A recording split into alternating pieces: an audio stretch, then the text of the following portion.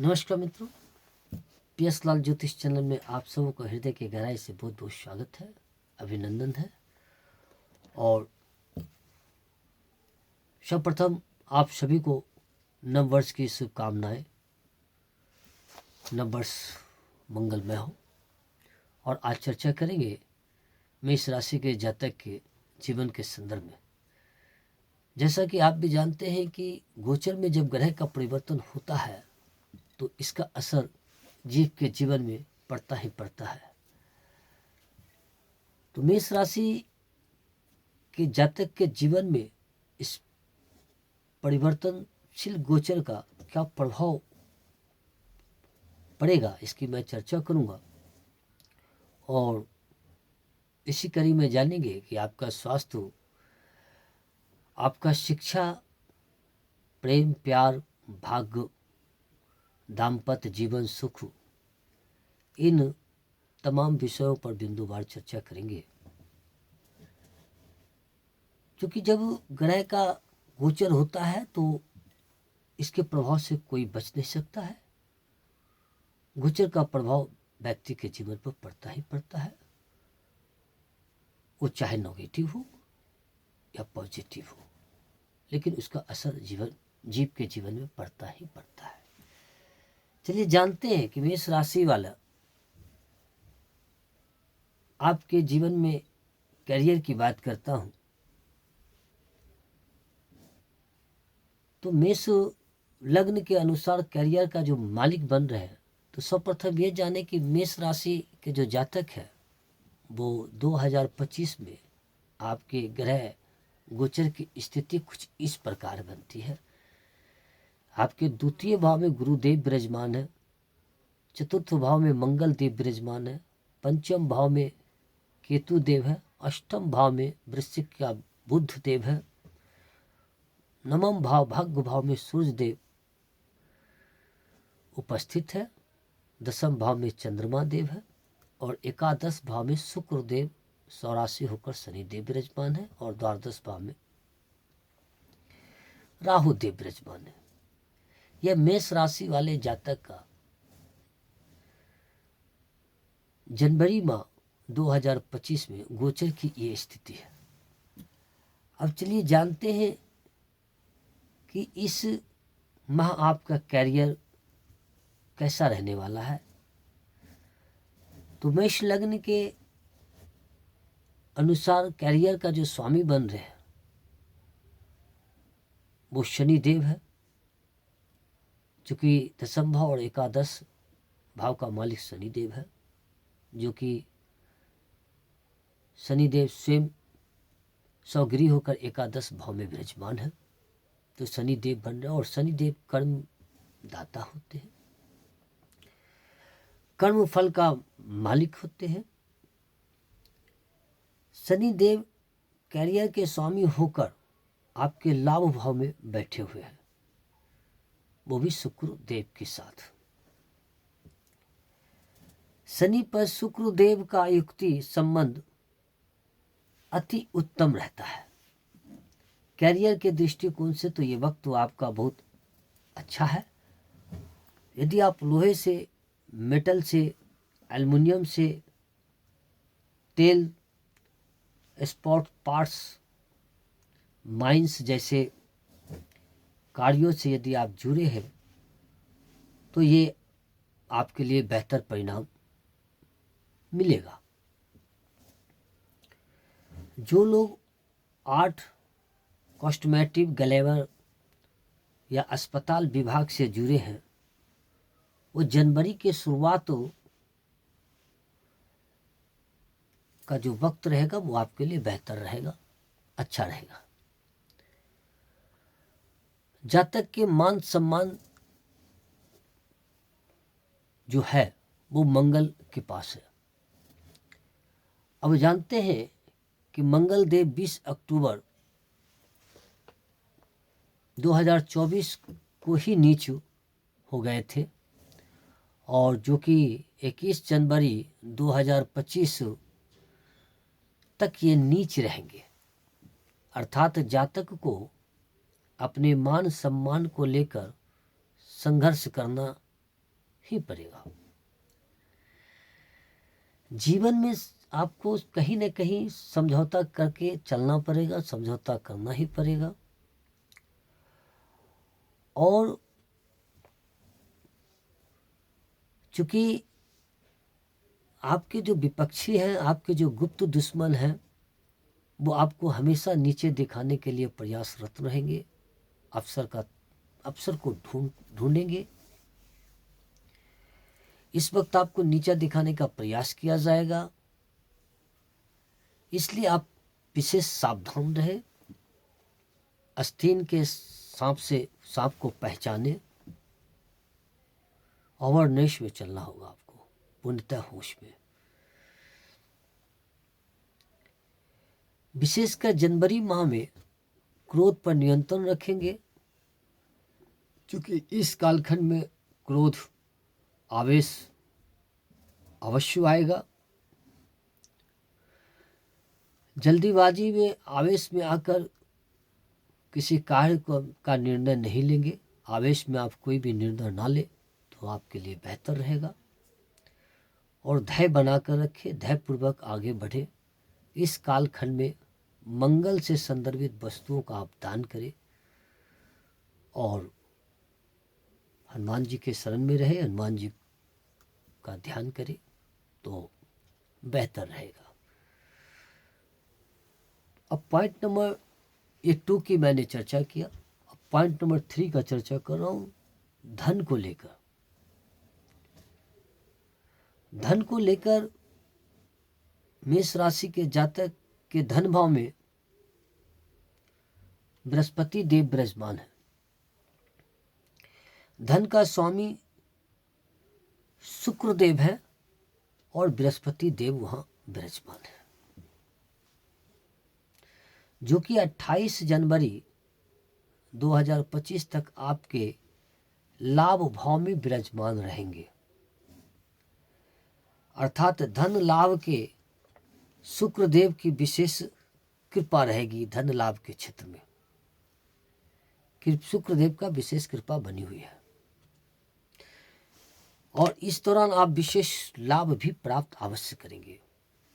धन के लिए, पारिवारिक सपोर्ट के लिए, वाणी के सुख के लिए, राजनीति के लिए, ग्लैमर के सुख के लिए यह समय आपका काफ़ी बेहतर है। इसका आप लाभ उठाएं। चलिए पॉइंट नंबर 4 अब जानते हैं आपका स्वास्थ्य इस कालखंड में कैसा रहेगा। तो चूंकि स्वास्थ्य का दायित्व तो बुध देव के पास है और बुध देव अष्टम भाव में बैठे हैं, तो ये जनवरी से पहले प्रथम 3 दिन स्वास्थ्य को लेकर थोड़ा परेशानियां रह सकती है, इसलिए पूर्वार्ध से सावधान रहेंगे, अपने स्वास्थ्य पर ध्यान देंगे। और चूंकि 3 दिन आपको परेशानियां का सामना करना पड़ सकता है स्वास्थ्य को लेकर, और केतु देव 6ठे भाव और मंगल नीच के भी है, तो संभवतः जातक को स्वयं के स्वास्थ्य को लेकर परेशानी का सामना करना पड़ सकता है। इसलिए अपने स्वास्थ्य को लेकर आप विशेष चौकस रहेंगे, हल्के में नहीं लेंगे। अगर कोई प्रॉब्लम है तो उस पर तुरंत एक्शन लेना चाहिए, डॉक्टर से संपर्क करना चाहिए। नेक्स्ट 5 पॉइंट बात करते हैं आपके दाम्पत्य जीवन। दाम्पत्य जीवन वैवाहिक जीवन का स्वामी शुक्रदेव है और यह 7वें भाव का स्वामी होकर लाभ भाव में बैठे, अर्थात तुला राशि से 5वें भाव में बैठे हैं। तो ऐसी स्थिति में जातक को जीवन में अचानक लाभ मिल सकता है। यदि आप कोई व्यापार पार्टनरशिप में कर रहे हैं तो उसका आपको बेहतर लाभ मिलेगा। यदि कोई व्यापार पार्टनरशिप में करना चाहते हैं तो आप कर सकते हैं, उसका लाभ आपको मिलेगा। दैनिक जीवन में अच्छे लाभ आपको मिलेंगे। चौथा भाव में मांगलिक योग बना है, तो भूमि को लेकर प्रथम कार्य करना, 20 तारीख तक कोई कार्य करना उचित नहीं होगा। प्रथम 20 दिन भूमि को लेकर अगर कोई कार्य करते तो उसमें सफलता मिलने की कम संभावनाएं दिख रही है। तो बेहतर है कि आप 20 तारीख के बाद प्रयास करें। वह अपने क्रोध पर नियंत्रण रखेंगे। मंगल के दृष्टि के कारण आप अपने जीवन में क्रोध का शिकार हो सकते हैं। जीवन साथी को क्रोधावस्था में उसको शिकार ना बनाए। मतलब कि इस कालखंड में अचानक क्रोध आ सकता है और क्रोध का शिकार अपने वैवाहिक जीवन में जीवन साथी को शिकार ना बनाए, इस बात को ध्यान रखें। अब आगे जानते हैं संतान पक्ष, छठा पॉइंट कि संतान पक्ष कैसा रहेगा और जो विद्यार्थी है उसकी शिक्षा कैसी रहेगी। तो चूंकि संतान भाव का स्वामी नवा भाव अर्थात भाग्य भाव में बैठे हैं, ये गुड साइन है। तो जातक का संतान को लेकर यदि जो इस पीरियड से गुजर रहे हैं या जो संतान के अभिलाषी है, तो उसको इस दौरान गुड न्यूज मिलेगा। आप इसमें सफलता प्राप्त कर सकते हैं। जो बाल बच्चेदार है उनके बच्चे की ओर से गुड न्यूज मिलेगा, अर्थात उनके बच्चे जो अपनी शिक्षा के प्रति उनका पॉजिटिव रिजल्ट आपको मिलेगा। वो अपने कार्य के प्रति काफ़ी सक्रिय रहेंगे। विद्यार्थी हैं तो वो विद्या अध्ययन में रत रहेंगे, कोई शिकायत का मौका नहीं मिलेगा। बच्चे आपके बहुत एक्टिव रहेंगे। शुभ ग्रह की दृष्टि भी इस जगह पर है, तो बड़े लोगों से आपको लाभ प्राप्त कर सकते हैं।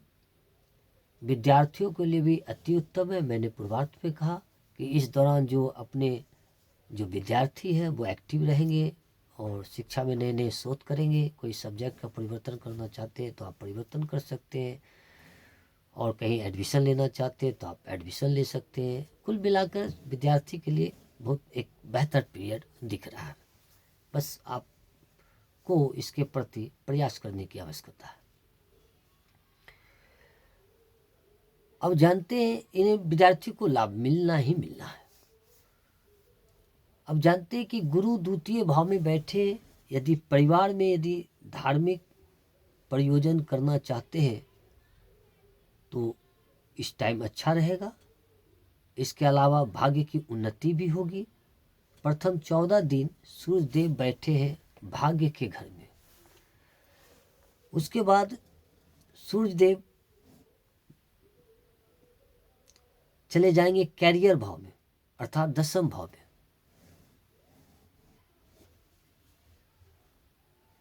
सूर्य चूंकि उत्तरायण में आ जाएंगे तो गुरु तृतीय भाव में अर्थात भाग्य भाव में धन लाभ का योग होगा, धन लाभ की प्राप्ति होगी। चूंकि 4 मजबूत ग्रह के एक साथ लाभ भाव में होने से जनवरी माह में कोई बड़ी सफलता आपको अवश्य मिलने वाली है। आप अपना प्रयास जारी रखें। यदि कोई व्यक्ति का विदेशी संदर्भित कोई कार्य है, कोई विदेश जाना चाहता है या कोई अंतर प्रांतीय कार्य करना चाहते हैं या कोई विदेश से संदर्भित कोई कार्य करना चाहते हैं और पूर्वार्ध से प्रयास कर रहे हैं, उसमें सफलता नहीं मिल रही थी, तो वो वक्त आ गया कि उसमें आपको सफलता अवश्य मिलने का योग दिख रहा है। विदेशी कार्य में आपको लाभ मिलेगा प्रथम 28 दिनों में। ये प्रथम 28 दिनों के अंदर आप प्रयास करें। इस माह माता जी का स्वास्थ्य पर प्रभाव पड़ सकता है, इसलिए अपनी माता जी का विशेष ध्यान रखेंगे, क्योंकि माँ का स्वास्थ्य प्रभावित हो सकता है।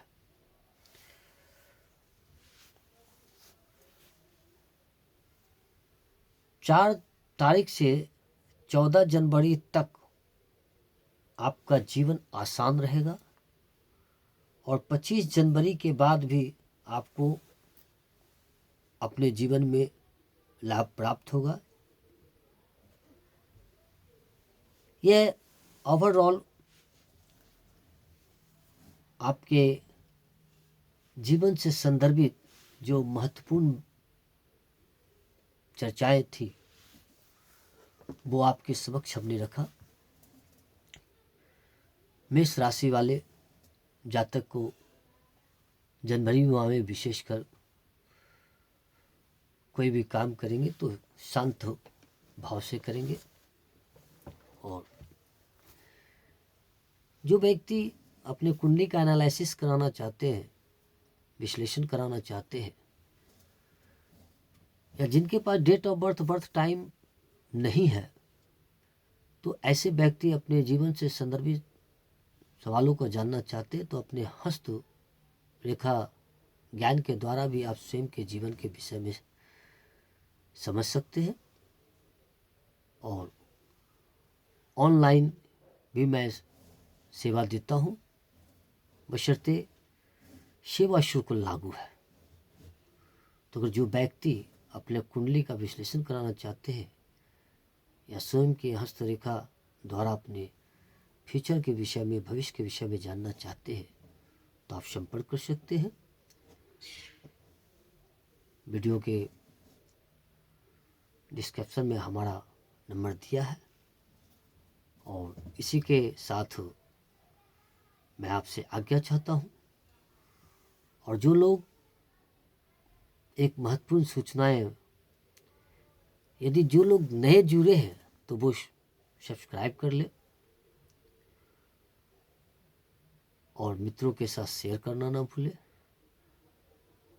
और पुनः मैं नए विषय को लेकर आपके समक्ष उपस्थित होंगे।